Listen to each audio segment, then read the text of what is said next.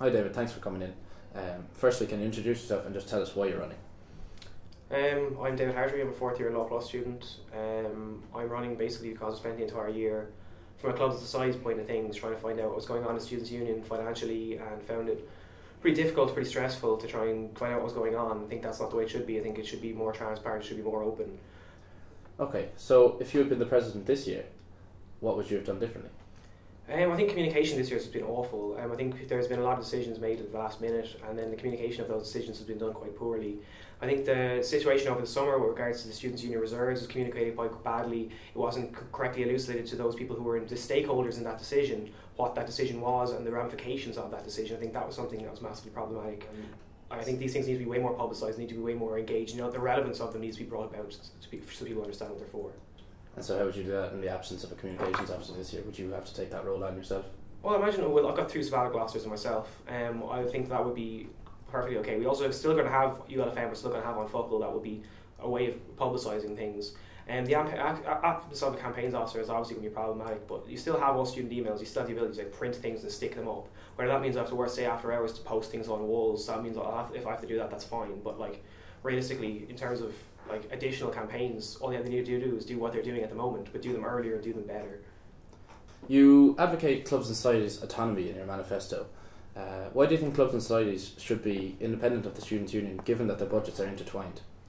Well, see, it's the problem that their budgets are intertwined. The budgets intertwined is a problem. If we look at the way the Postgraduate Student Association works, they're an affiliate organisation. They have money comes straight to them from the university, and they're allowed to do with that as they see fit. And there's no this messing about with 2/3, 1/3. It's just that's your budget, and you deal with this. And some of that ends up going to clubs and societies, and some of that goes elsewhere. But it's a cleaner situation.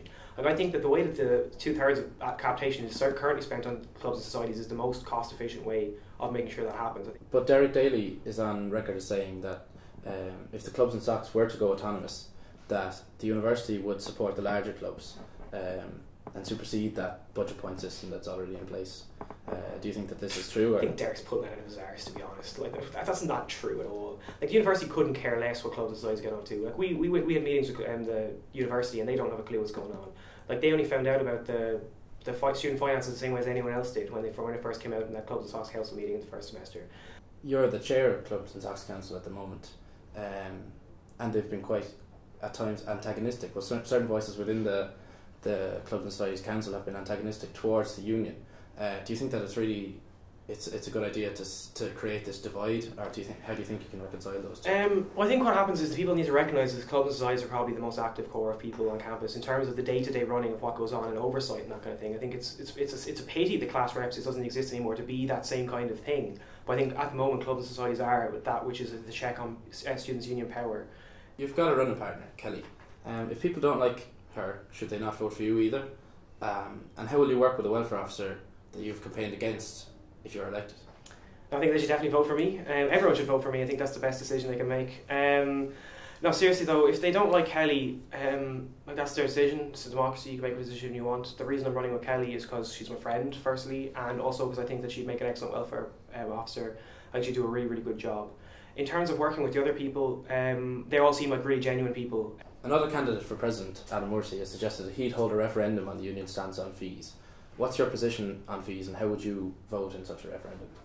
I'm anti-fees. I believe that they're nothing more than a way to extract money from people who otherwise are pretty stuck in a situation. I think also they're massively a barrier to people who are less well off. I think that's something that's not acceptable. While we need to fight the good fight in terms of stopping fees, in the event where that's not possible, I think it is incredibly important that we do have the least worst next option.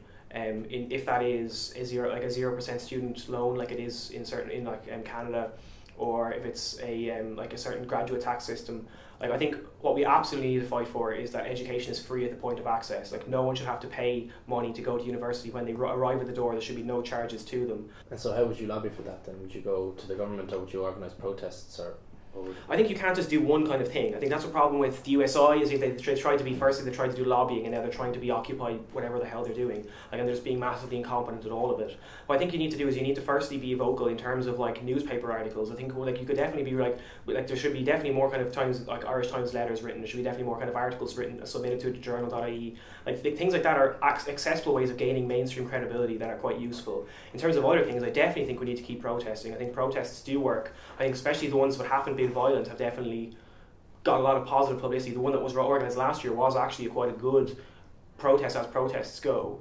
And I think you have to use all the options. I think but I think the most important thing is you need to get people engaged. You need to get people involved.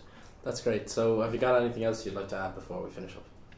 I just suppose I have some experience in the Students' Union, while not being really involved in the Students' Union. I have been involved in clubs and societies quite a bit, and I think it's important that whoever you vote for someone who you think reflects the values and also respects the best, like who you believe the best person like for the job. I think this should be. I have no problems with any of the candidates who are running against. I think this should be an election on policy.